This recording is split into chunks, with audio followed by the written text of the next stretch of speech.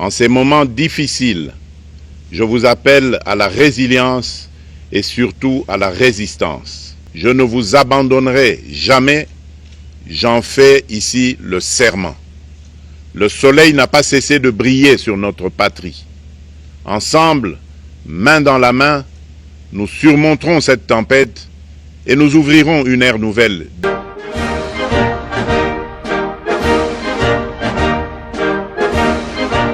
Mes très chers compatriotes, en ces instants critiques pour notre nation, je m'adresse à vous avec la gravité et la solennité qu'impose la situation.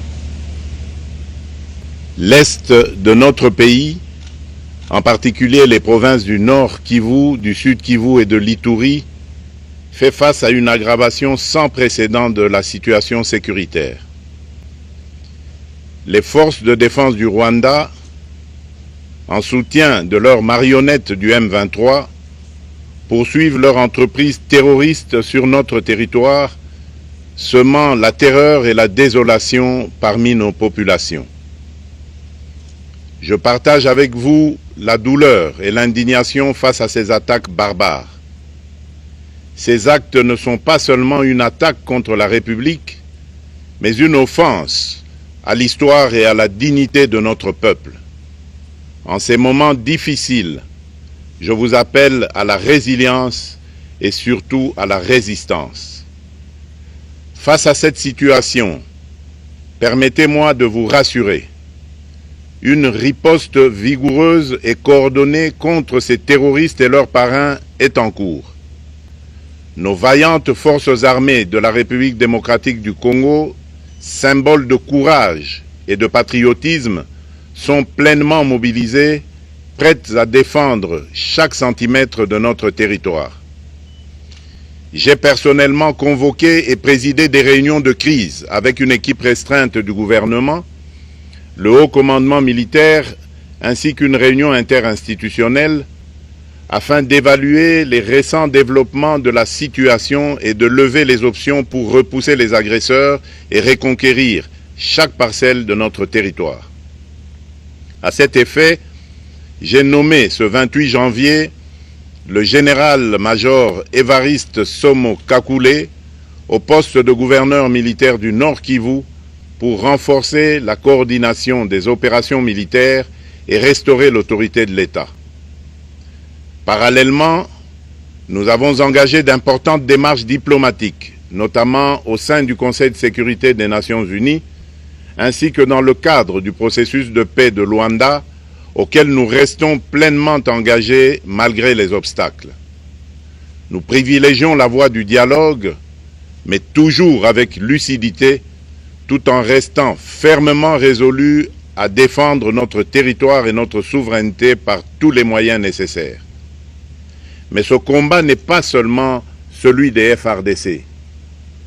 C'est le combat de tout un peuple, le combat de notre identité congolaise, afin de léguer aux générations futures un pays prospère et en paix.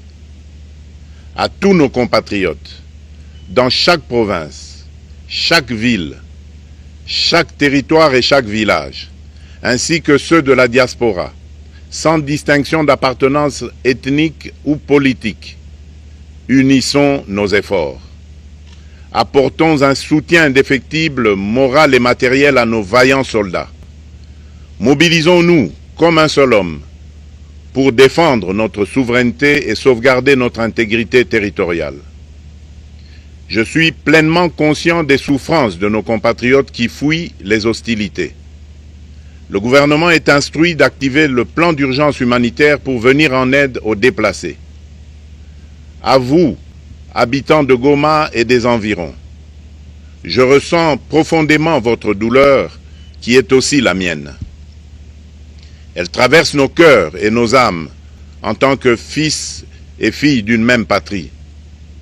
Mais face à cette épreuve, je vous exhorte à puiser dans cette force intérieure qui fait la grandeur du peuple congolais. Résistez avec courage. Faites preuve de vigilance constante et gardez votre calme malgré l'adversité. Sachez que nous ne sommes pas restés inactifs. Des plans de contingence sont préparés pour assurer la protection de la population civile et prévenir toute escalade de la violence. Les dispositifs de sécurité ont été renforcés pour protéger les zones stratégiques et nous travaillons sans relâche pour garantir le fonctionnement des services essentiels. Je tiens à rendre un hommage solennel à tous ceux qui ont payé le prix ultime dans cette lutte pour notre dignité et notre souveraineté. J'ai une pensée pieuse pour le général-major Peter Chirimwami, gouverneur militaire du Nord Kivu, tombé les armes à la main. Je m'incline avec respect devant la mémoire de tous nos militaires et de tous les Wazalendo tombés sur le champ d'honneur. Je pense aussi aux soldats de la mission de la communauté de développement d'Afrique australe, la SAMI DRC, qui combattent à nos côtés, aux casques bleus de la MONUSCO qui ont sacrifié leur vie pour la paix, ainsi qu'aux innombrables civils victimes de la barbarie ennemie. Leur courage et leur sacrifice ne seront jamais oubliés. Et nous portons leur flambeau avec la ferme détermination d'achever leur noble combat. Je voudrais ici interpeller directement la communauté internationale et l'Union africaine. Le Rwanda continue de violer ouvertement et sans scrupule les principes fondamentaux de la Charte des Nations Unies ainsi que les accords régionaux. Pire, ces agissements se déroulent dans une impunité totale et ce, avec un mépris manifeste des règles internationales et des valeurs que ces institutions sont censées défendre. Cette attitude arrogante, qui ne cherche même plus à masquer ses forfaits, est une provocation inacceptable à l'égard de notre souveraineté et de la stabilité régionale. La présence de milliers de soldats rwandais sur notre sol, leur soutien politique, logistique et militaire à leur pantin du M23, ainsi que leur implication dans l'exploitation illégale de nos ressources naturelles, nous conduisent tout droit à une escalade aux conséquences imprévisibles, mettant en danger toute la région des Grands Lacs. Votre silence et votre inaction face à la barbarie du régime de Kigali et aux atrocités perpétrées par ces supplétifs sur notre territoire constituent un affront non seulement à la République démocratique du Congo, mais également aux valeurs universelles de justice et de paix.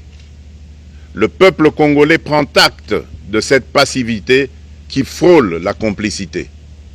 Soyez sûrs d'une chose, la République démocratique du Congo ne se laissera pas humilier ni écraser. Nous nous battrons et nous triompherons. Congolaises et Congolais, l'heure est certainement grave, mais notre détermination est encore plus inébranlable. Ce moment critique nous offre l'opportunité de montrer au monde ce qui fait notre force, c'est-à-dire notre unité sans laquelle tous nos efforts seraient vains. Je vous appelle à être vigilants, mais à ne pas céder à la haine, aux divisions ou à la violence.